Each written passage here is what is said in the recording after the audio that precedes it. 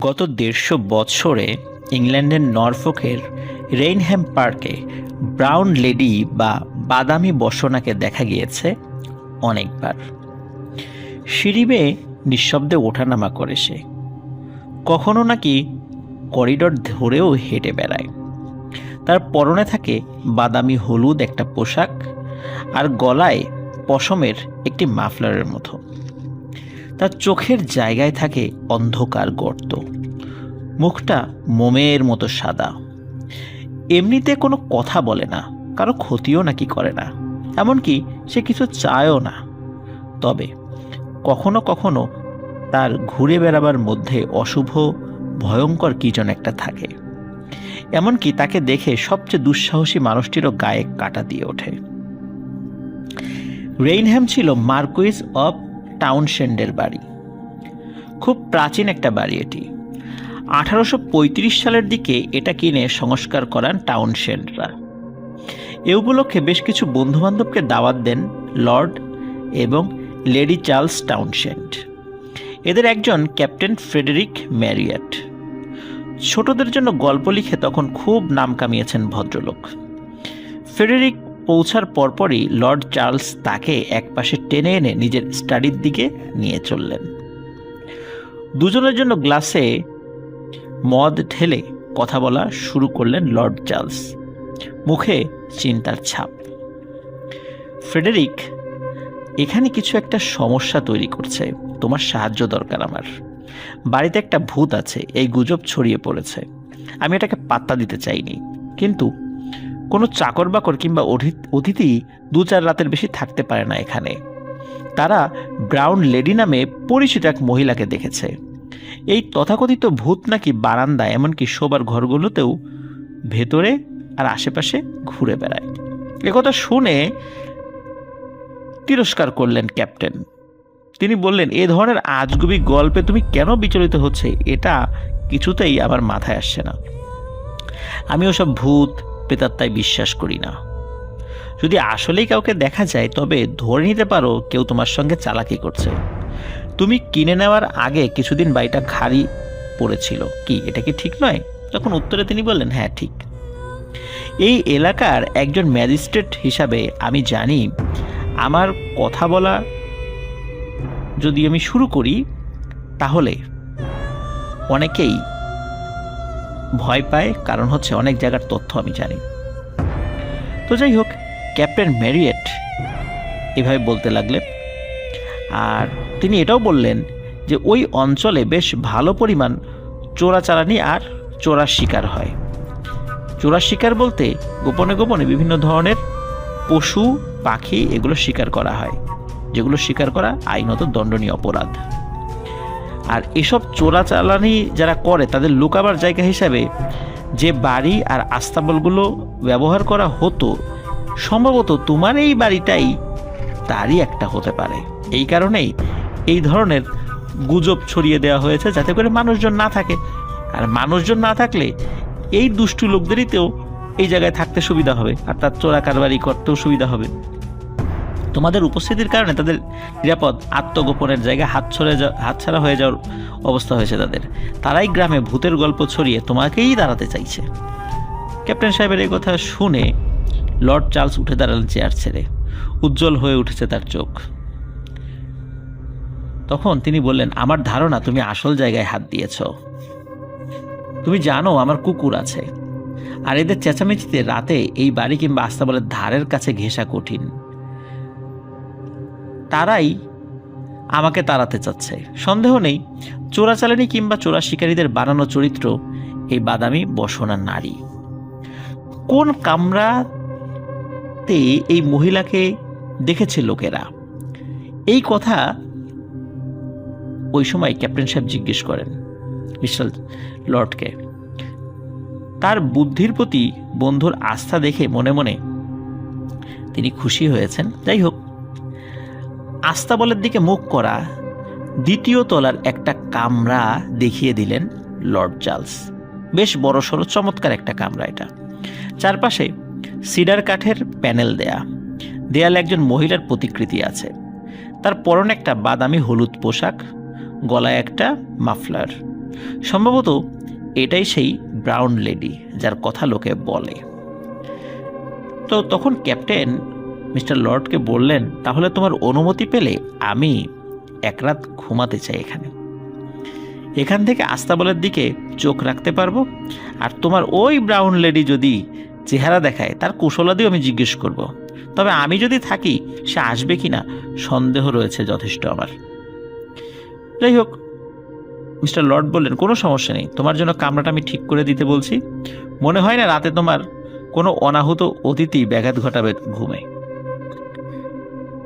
বালিশের নিচে গুলি ভরে একটা রিভলভার রেখে পরপর দুরাত ভুতুরে কামরাটায় রাত কাটালেন ক্যাপ্টেন ম্যারিয়েট। কিন্তু অস্বাভাবিক কিছুই তার নজর এলো না। তৃতীয় রাতটাই এখানে তার শেষ রাত। ক্যাপ্টেনের ধারণা এ রাতটাও কাটবে ঘটনাবিহীনভাবে।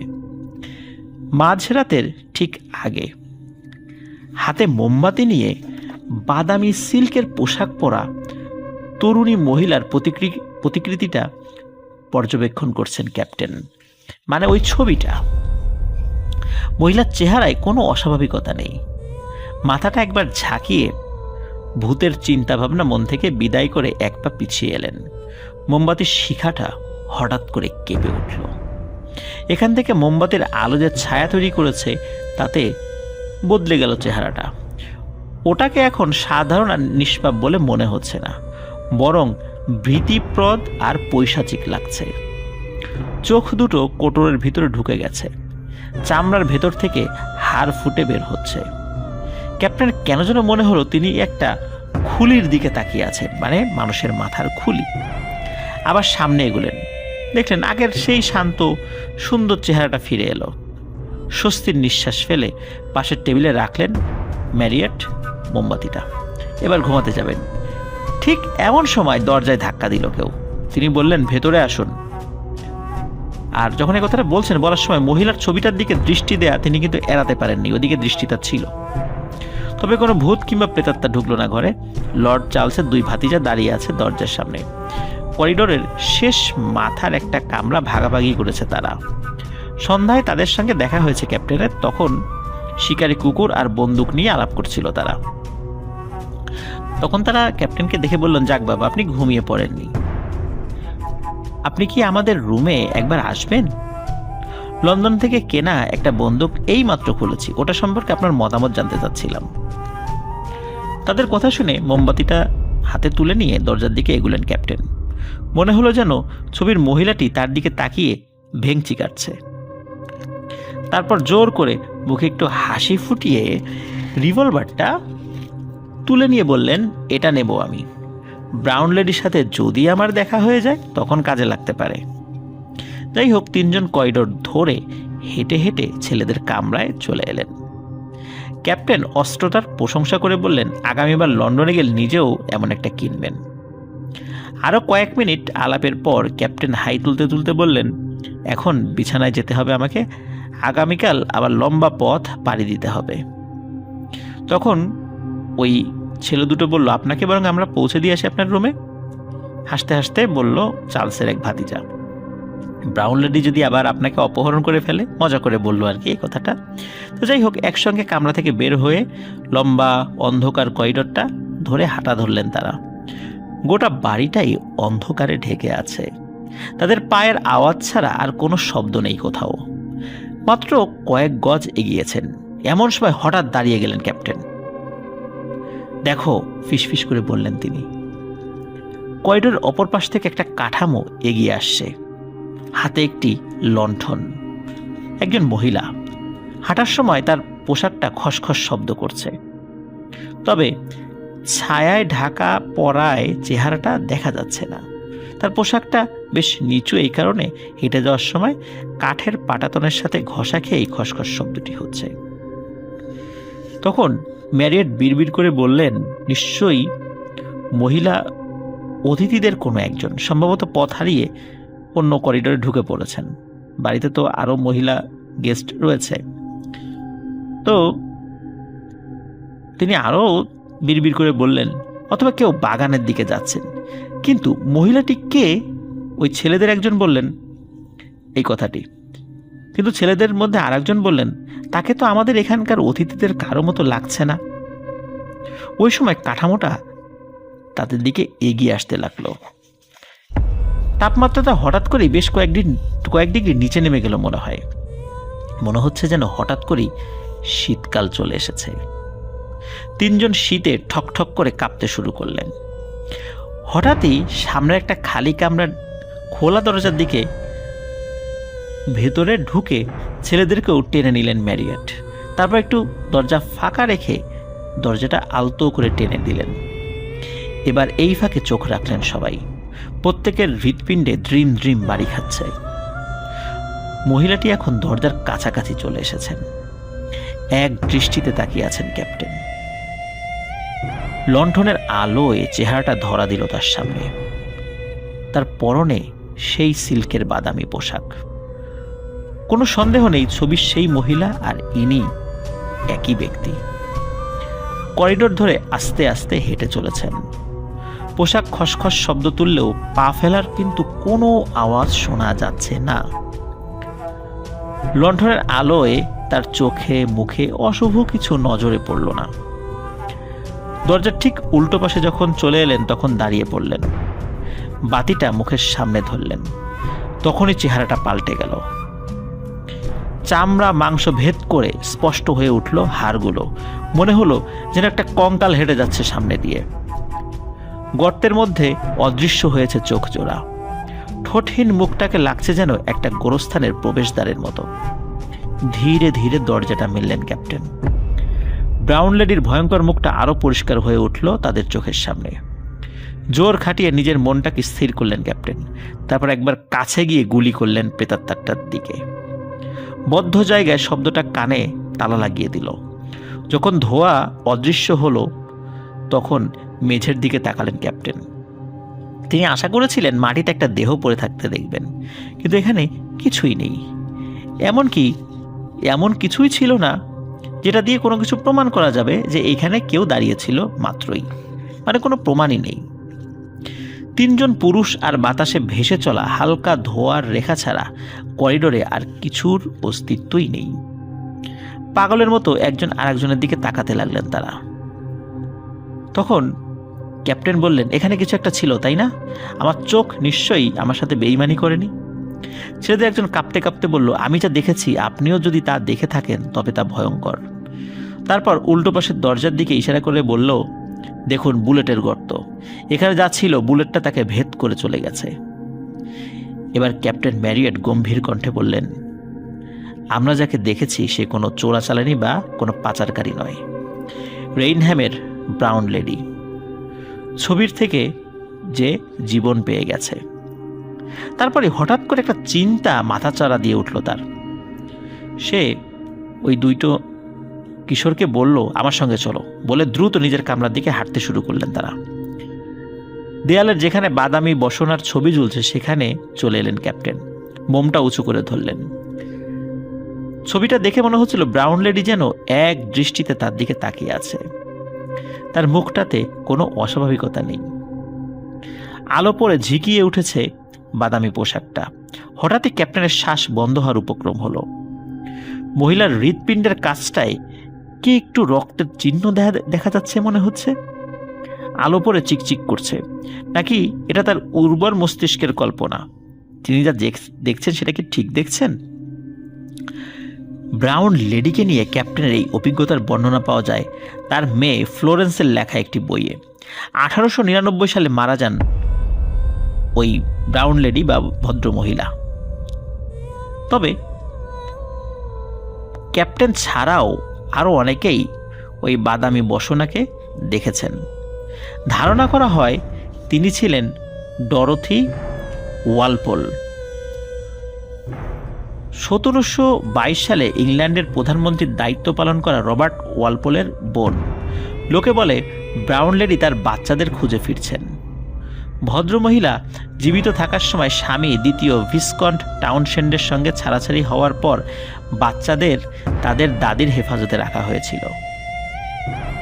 1936 সালে বাদামি বসনার একটি ছবি তোলার চেষ্টা করেন একজন আলোকচিত্রী শিল্পী। ওই চেষ্টা করেছেন একটা ছবি যদি একটা ম্যাগাজিনে ছাপা যায়। তবে যে ছবিটি একটা ম্যাগাজিনে ছাপা হয় সেটা একটু অদ্ভুত প্রকৃতির ছিল। এটা অনেকটাই অস্পষ্ট ছিল, ঠিক পরিষ্কার বোঝা যায় না, আবার মনে হয় যে বোঝা যায়। যাই হোক, মিস্টার ব্রাউন লেডির ছবি, মানে মিসেস ব্রাউন লেডির ছবি, এটি বেশ অস্পষ্ট একটি ছবি। এটি আসলে তার ক্যামেরায় কেন ঠিক ওই রকম হয়েছিল, এরকম অস্পষ্ট হয়েছিল, সেটি আসলে নিশ্চিতভাবে বলা যায় না। আসলেই এই ঘটনা কি সত্য? কিন্তু বইয়ের পাতায় এই ঘটনার বিবরণ কিন্তু রয়েছে। তাহলে বোঝা যায় যে এই ঘটনাটি আসলেই সত্য। এরকম অনেক ঘটনা বিভিন্ন জায়গায় শুনতে পাওয়া যায়। আসলে ছবির মানুষ সে কি কখনো বাইরে বের হয়ে আসতে পারে, এভাবে হাঁটতে পারে, এভাবে ঘুরে বেড়াতে পারে, হাতে একটি লণ্ঠন নিয়ে? ভয়ানক চেহারা হতে পারে, আবার নাও হতে পারে। বিমানকর্মীরা ছাড়াও 180 জন যাত্রী আছেন বিমানে। নিউ ইয়র্ক থেকে ফ্লোরিডা যাচ্ছে বিমানটি। এয়ার হোস্টেস মেরি ওয়েদার তার সিট ছেড়ে উঠে স্টোরের দিকে রওনা হলেন। যাত্রীদের জন্য সকালের নাস্তার তদবির করতে হবে তাকে। জায়গা মতো পৌঁছে খাবার গরম করার ওভেনটার দিকে হাত বাড়ালেন তিনি। এ সময় একটা জিনিস দেখে আপনা আপনি চিৎকার বেরিয়ে এলো তার মুখ থেকে। ওভেনের দরজার ওপাশ থেকে একটা মুখ উকি দিচ্ছে। এটা কি করে সম্ভব তিনি ভাবলেন, আতঙ্কে চোখ বুজলেন। যখন আবার চোখ খুললেন, ওভেনের ভেতরে কাউকে পেলেন না। যে নাস্তা ভরা ট্রেটা বের করার জন্য দরজা খুলবেন, এমন সময় আবার মুখটা দেখা দিল ওভেনের ভেতরে। মুখটা ঠোঁট নাড়ছে, মনে হয় যেন কিছু একটা বলছে সে, কিন্তু কথাগুলো বুঝতে পারলেন না তিনি। কি বলছেন আসলে সে, কি বলতে চাইছে? কোনো মতে দৌড়ে ফ্লাইট ইঞ্জিনিয়ার মুরে যেখানে বসে আছেন সেখানে পৌঁছতে পারলেন। বিমানবালার সঙ্গে ওভেনের কাছে এলেন তিনি। মুখটা এখনো আছে। এবার মুরে আর তিনি বুঝলেন সে কি বলছে। বলছে, সাবধান, বিমানে আগুন লাগতে চলেছে। এবার মুরে মুখটাকে চিনতে পারলেন। এটা আগের ফ্লাইট ইঞ্জিনিয়ার ডন রেপোর মুখ, একটা বিমান দুর্ঘটনায় যিনি নাকি মারা গেছেন। এ সময় কেউই ডন রোপার ভূতের কথাগুলো বিশ্বাস করলো না। তবে ঘন্টা দুয়েক পর ওড়ার সময় কিছু সমস্যা দেখা দিল বিমানটায়। কাজেই মেরামতের জন্য নিউ ইয়র্কে ফিরে আনা হলো ওটাকে। ত্রুটি সারাবার পর পরীক্ষামূলকভাবে আকাশে উড়ানো হয় বিমানটা। আর ওই সময় আকাশে বিস্ফোরিত হয় বিমানটার জেট ইঞ্জিন। ডন রেপোর ভূতের সাবধানবাণী সত্যি ছিল। আমেরিকান বিমান পরিচালনা কর্তৃপক্ষের তদন্তে বেরিয়ে এলো, আসল যদি বিমানটিকে ত্রুটি সারানোর জন্য নিউ ইয়র্কে ফিরিয়ে আনা না হতো, তবে সম্ভবত 250 যাত্রীর বেশি যাত্রী নিয়ে ফ্লোরিডা পৌঁছাবার আগেই ভয়াবহ দুর্ঘটনায় পড়তো ক্রিস্টার 318 বিমানটি। 1972 সালে ইস্টার্ন এয়ারলাইন্সের ফ্লাইট নাম্বার 401 বিধ্বস্ত হয়। ভয়াবহ সেই দুর্ঘটনায় ডন রেপোর সঙ্গে পাইলট বব লফট এবং 97 জন যাত্রী নিহত হন। মৃত্যুর পর অনেকবার পাইলট বব লফটকেও দেখা গিয়েছে বিভিন্ন ফ্লাইটে। মর্মান্তিক এই দুর্ঘটনা কবলিত বিমানটির যেসব অংশ উদ্ধার করা সম্ভব হয়, সেগুলো পরবর্তীতে নতুন তৈরি করা কয়েকটি বিমানে ব্যবহার করা হয়েছিল। ক্রিস্টার 318 বিমানটার কিচেন সহ আরো কিছু অংশ ছিল দুর্ঘটনা কবলিত সেই বিমানটার অংশ। এই ভৌতিক ঘটনা শুরু মূলত 1973 সালে। এ সময় ইস্টার্ন এয়ারলাইন্সের ভাইস প্রেসিডেন্ট ক্রিস্টার 318 বিমানটায় ভ্রমণ করছিলেন। দস্তুর মতো ইস্টার্ন এয়ারলাইন্সের পোশাক পরা একজন ক্যাপ্টেন বসেছিলেন তার পাশে। হঠাৎ ক্যাপ্টেনের চেহারার দিকে ভালোভাবে তাকালেন ভাইস প্রেসিডেন্ট। আঁতকে উঠলেন তিনি। আরে, এটা কিভাবে সম্ভব? 1 বছর আগে পাইলট বব লফট মারা গেছেন, তাহলে কিভাবে তার পাশে বসে আছেন সেই একই ব্যক্তি এখন। দৌড়ে ককপিটে চলে এলেন ভদ্রলোক। বিষয়টা কি খতিয়ে দেখতে হবে বিমানের অন্যান্য কর্মীদের, তাই তারা দৌড়ে এলো। তবে ততক্ষণে বব লফটের ভূত অদৃশ্য হয়েছে। আরেকবার টুইস্টার 318 এর ফ্লাইট ইঞ্জিনিয়ার ককপিটে ঢোকেন আকাশে ওড়ার আগে সব ঠিকঠাক আছে কিনা সেটা দেখে নেওয়ার জন্য। এ সময় চমকে উঠে দেখেন ডন রোপার ভূত সিটে বসে আছে ইউনিফর্ম পরে, যন্ত্রপাতিগুলো পরীক্ষা করছে সে। অপর ফ্লাইট ইঞ্জিনিয়ারকে সব যন্ত্রপাতি ঠিক আছে জানিয়ে অদৃশ্য হয়ে যায় সে। এই দৃশ্য দেখে অপর ফ্লাইট ইঞ্জিনিয়ার তো সেন্সলেস হয়ে পড়ে যান। বিমানটির আরেক অফিসার ডন রেপোর যন্ত্রপাতি পরীক্ষা করার এই গল্প শুনিয়েছিলেন। মায়ামি থেকে আটলান্টার দিকে ফিরতি ফ্লাইটের আগে যন্ত্রপাতিগুলো ব্যক্তিগতভাবে পরীক্ষা করে দেখার সিদ্ধান্ত নেন তিনি। আর কাজটা করতে ককপিটে ঢুকতেই দেখেন ডন রেপোর ভূত খুব মনোযোগের সঙ্গে বিমানের সব যন্ত্রপাতি পরীক্ষা করছে, জীবিত থাকতে যে এই কাজটি করত। 1974 সালে ইস্টার্ন এয়ারলাইন্সের পাইলটদের নিরাপত্তার কিছু নির্দেশনা দেয়। এতে বিমানে ডন রেপো আর বব লফটের উপস্থিতির কথা বিশেষভাবে উল্লেখ করা হয়। এটা করা হয় কারণ বিমানের কর্মীরা যেন তাদের দেখে চমকে না ওঠেন সেজন্য। তবে এই ভূতেরা কখনো কারো ক্ষতি করেনি, বরং উপকার করারই নাকি চেষ্টা করেছে, বরং নিজেদের মতো করে সাহায্য করার চেষ্টা করেছে। তবে যাই হোক, ভূত বলে কথা, ক্ষতি করে না জানার পরেও মনে মনে ঠিকই কিন্তু এদের প্রতি একটা আতঙ্ক সবারই কাজ করত। ডন রেপো এবং বব লফটের মারা যাওয়ার 18 মাস পর তাদের আত্মার শান্তি কামনা করে বিশেষ প্রার্থনার আয়োজন করা হয় টুইস্টার 318-এ। এরপর থেকে আর তাদের ভূতকে দেখা যায়নি বিমানে। অবশ্য বিমান সংস্থাটির কর্তৃপক্ষ এমনকি বিমানের কর্মীরাও এই বন্ধুভাবাপন্ন কর্মকর্তাদের আত্মার থেকে মুক্তি পাওয়ার জন্য এই প্রার্থনা আয়োজন করতে চাননি। কিন্তু যাত্রীরা আতঙ্কে বিমানে চড়া বন্ধ করে দেওয়া শুরু করলে এটা তাদের কোম্পানির জন্য মারাত্মক ক্ষতি হতে পারে। এই কারণে তারা এই রিচুয়ালের আয়োজন করতে বাধ্য হন। আশ্চর্য ঘটনা সেটি হচ্ছে 1972 সালের সেই দুর্ঘটনায় রেপো আর লফটের সঙ্গে 97 জন যাত্রীও মারা যান। কিন্তু টুইস্টার 318 বিমানে কেবল তাদের দুজনের ভূতেরই আনাগোনা ছিল, অন্য কোনো যাত্রীর ভূতের কিন্তু আনাগোনা ছিল না। তাহলে বাকি যাত্রীদের ভূত কেন দেখা দিত না, এটা কিন্তু একটা অমীমাংসিত রহস্য। অবশ্য কে না জানে এ ধরনের ভৌতিক ঘটনা কোনো নিয়ম মেনে কিন্তু চলে না। তবে এমন হতে পারে রেপো আর লফট কোনোভাবেই তাদের পুরনো বিমান আর পেশার মায়া কাটাতে পারছিল না, আর বাকি যাত্রীদের তো আর এমন দরদ থাকার কথা নয়, তাই না? প্রিয় লিসেনার্স, এই যে ঘটনাটি, আমরা তো নিশ্চয়ই জানি যে মৃত্যুর পরে কেউ ফেরত আসতে পারে না। যদি কেউ এসেও থাকে তাহলে কোনো জিন তাদের বেশে মানুষের সামনে আসে। এটি ছিল ঘটনা। আর ইস্টার্ন এয়ারলাইন্স এটি আমেরিকার একটি নামকরা এয়ারলাইন্স ছিল। তো ইন্টারনেটে যে বিমানটির কথা আমরা এই ঘটনার মধ্যে বলেছিলাম যে ফ্লাইট নাম্বার 401, তো এই 401 এর ছবিও ইন্টারনেটে এটি পাওয়া যায়। তবে এই যে অমীমাংসিত রহস্যগুলো যেগুলো পৃথিবীর বিভিন্ন আনাচে কানাচে ঘটেছিল, এই ঘটনাগুলোই আপনাদের সামনে তুলে আনার চেষ্টা করছি। এগুলোর পেছনে যে সত্যি প্যারানরমাল বিষয় রয়েছে। আর আরেকটা বিষয় হলো যে আমরা চিন্তা করি প্যারানরমাল বিষয় মানে শুধু আমাদের দেশেই ঘটে, তা নয়, পৃথিবীর সকল প্রান্তে এই ধরনের ঘটনা ঘটে।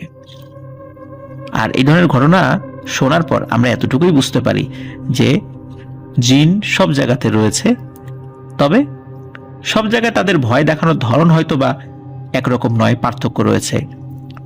ক্ষেত্র বিশেষে সেটা আমাদের চিন্তা চেতনারও বাইরে এমন কাজ তারা করে সেখানে বা ভয় দেখায়।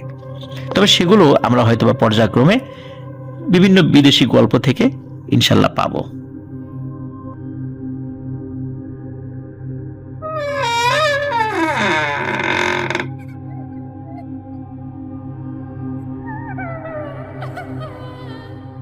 প্রিয় লিসেনার্স, এখন যে ঘটনাটি আমি আপনাদের সাথে শেয়ার করতে যাচ্ছি, এই ঘটনাটি পাওয়া গিয়েছিল একজন যাজকের কাছ থেকে, মানে চার্চের যিনি ফাদার। তো তিনি নাম প্রকাশ না করার শর্তে এই ঘটনাটি দিয়েছিলেন। আর যে সূত্র থেকে লেখাটি পাওয়া যায় সেখানেও কারোর নাম ছিল না। আমরা এখন শুনব যাজকের জবানিতে। আমার স্ত্রীর বাবার বাড়িতে বেশ কয়েকজন মহিলা চাকর বাকর ছিল। বিয়ের আগে এদের সবকিছু দেখভালের দায়িত্ব ছিল আমার স্ত্রীর। একবার বাড়ির মহিলা রাধুনির অ্যাপেন্ডিসাইটিসে ব্যথা শুরু হয়। এ সময় একটা হাসপাতালের গির্জার যাজকের দায়িত্ব পালন করছি আমি। মহিলাটিকে ওই হসপিটালে ভর্তি করিয়ে দেই। সেখানে অপারেশন করা হলেও শেষ পর্যন্ত বাঁচানো যায়নি তাকে। তার বন্ধুরা মহিলাকে কবর দিয়ে দেয়। অন্ত্যেষ্টিক্রিয়ার কয়েকদিন পরের ঘটনা। আমার স্ত্রী রান্নাঘরের একটা টেবিলের পাশে দাঁড়িয়ে কাজ করছে। এখান থেকে দরজা খোলা থাকলে সামনের বারান্দা দিয়ে যেই যাবে নজরে পড়বে তার। তখন সকাল 11টার মতো বাজে। মাসটা ফেব্রুয়ারির শেষ কি মার্চের শুরু। একটা কেকের উপর চিনির প্রলেপ দিচ্ছে তখন সে। এ সময় কাজ থেকে চোখ তুলে খোলা দরজার পথে বারান্দার দিকে তাকালো সে। বাড়ির ভৃত্যদের বসবার ঘরের পাশ দিয়ে অন্য একটা কামরার দিকে গেছে বারান্দাটা। এ সময় পরিষ্কার দেখলো কিছুদিন আগে মারা যাওয়া সেই রাধুনিটিকে। বারান্দা ধরে ওই কামরাটার দিকে সে যাচ্ছে। সকালের দিকে সাধারণত যে ধরনের পোশাক পরে সেটাই সে পরেছিল। পরিস্থিতিটা এতটাই স্বাভাবিক মনে হলো যে শুরুতে আমার স্ত্রীও খুব একটা ভয় পেল না। তবে মহিলাটির পিছু নিল সে। বারান্দা থেকে কামরাটায় তার স্কার্টের যে ঝুল ছিল সেটি অদৃশ্য হতে থাকলো। কিন্তু ভেতরে ঢুকে কাউকেই সে সেখানে দেখতে পেল না। এই ঘটনাটি একবারই ঘটেছিল। তো অদ্ভুত ব্যাপার প্রিয় লিসেনার্স, আমরা কিন্তু মানুষ মারা যাওয়ার পরেও এরকম অনেক ভুতুরে ঘটনা আছে। কারো বাবা মারা গেছে, কারো দাদা মারা গেছে, কারো ভাই মারা গেছে, মৃত্যুর পরে তাকে দেখা যাচ্ছে, তাকে দেখে সবাই ভয় পাচ্ছে। তো এরকম ঘটনা শুধু আমাদের দেশে ঘটে তা কিন্তু নয়, অনেক দেশেই এ ধরনের ঘটনা ঘটে থাকে। তা আমরা কিন্তু এই ছোট ছোট ঘটনা মাধ্যমে এই জিনিসগুলো বুঝতে পারছি। প্রিয় লিসেনার্স, অতিপ্রাকৃত ঘটনার মধ্যে আমরা যতগুলো বিষয় আমরা জানি তার মধ্যে একটা হচ্ছে মৃত্যু সংকেত। কখন কার মৃত্যু আসে এটা কিন্তু কেউ বলতে পারে না। কিন্তু অনেক সময় আমরা কিন্তু বিভিন্ন সময় বিভিন্ন মানুষের মুখে শুনতে পেয়েছি যে কোনো একজন ব্যক্তি মারা যাবেন, মৃত্যুর আগে তার মধ্যে অস্বাভাবিক কিছু ব্যাপার লক্ষ্য করা গিয়েছিল। তিনি কোনো স্বপ্ন দেখেছেন বা এমন কোনো আভাস তিনি পেয়েছেন যার ফলে তিনি কাউকে তার আশেপাশে কাউকে বলেছেন যে আমি হয়তোবা মারা যাব তাড়াতাড়ি। মৃত্যুর আভাস পান কেউ হয়তোবা। অনেক সময় কোনো নারী মূর্তি হাজির হন সংকেত দেওয়ার জন্য, মৃত্যুর সংকেত। স্বপ্নেও পাওয়া যায় কখনো কখনো মৃত্যুর বার্তা। তো আয়ারল্যান্ডের যত ধরনের ভূত প্রেত বা পেতনির এই ধরনের গল্প লোকদের কাছে পরিচিত রয়েছে, এর মধ্যে সবচেয়ে পরিচিত একটি ভুতুরে একটি চরিত্রের নাম হলো বানশি। কখনো কখনো একে বহিন্থা কিংবা বানকিন্থা নামেও ডাকা হয়। বানশি এখানকার লোকদের দেখা দিয়েছে বা দেখা দিচ্ছে অনেক আগে থেকেই। তবে তার ইতিহাস কতটা প্রাচীন এটা নিশ্চিতভাবে বলা কঠিন। অমীমাংসিত রহস্য এই বানশি নিয়ে আমরা একটু কথা বলবো। বানশির সবচেয়ে ভয়ঙ্কর ব্যাপার হলো সে মৃত্যুর ভবিষ্যৎবাণী নাকি করে। কিন্তু মৃত্যু কখন কার হবে এটা তো আল্লাহ মাবুদ ভালো জানেন, তাই না? এটা তো আসলে কেউ জানার কথা নয়।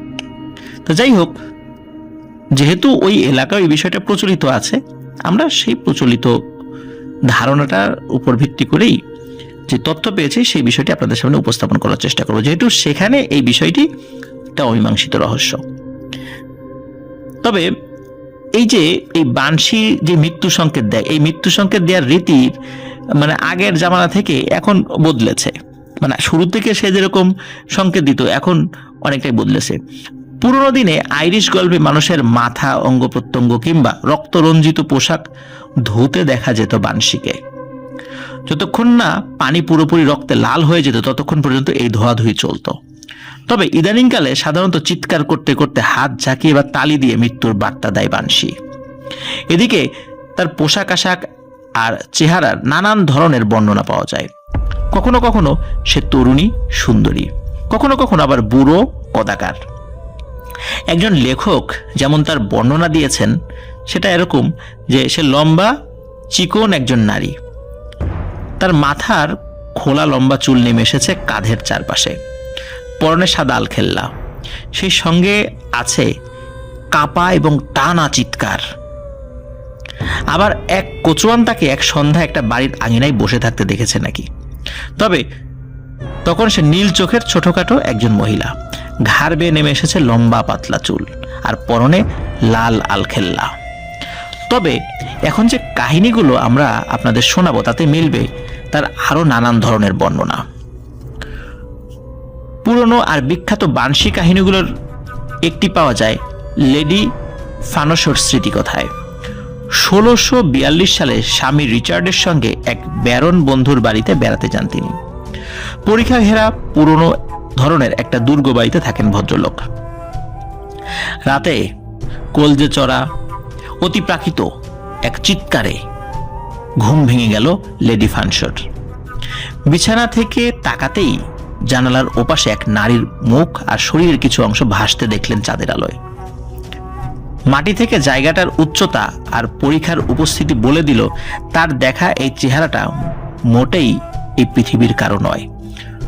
মুখটা তরুণী সুন্দর চেহারার এক নারীর, তবে বড্ড ফ্যাকাশে, লালচে চুলগুলো আলুথালু। আতঙ্কে ফানস ওটার পরনের পোশাক খুঁটিয়ে খেয়াল করলেন না, তবে পুরানো আইরিশ পোশাক মনে হলো তার। কিছুক্ষণ ওভাবেই ঝুলে থাকলো নারী মূর্তিটা।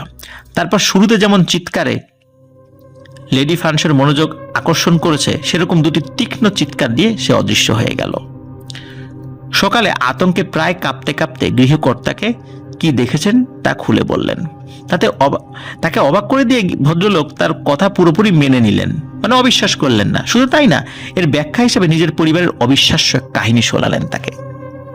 কাহিনীটা এরকম, তার নিজের মুখে বলছেন, আমার এক ঘনিষ্ঠ এক আত্মীয় গত রাতে এই দুর্গে মারা গেছেন বললেন তিনি।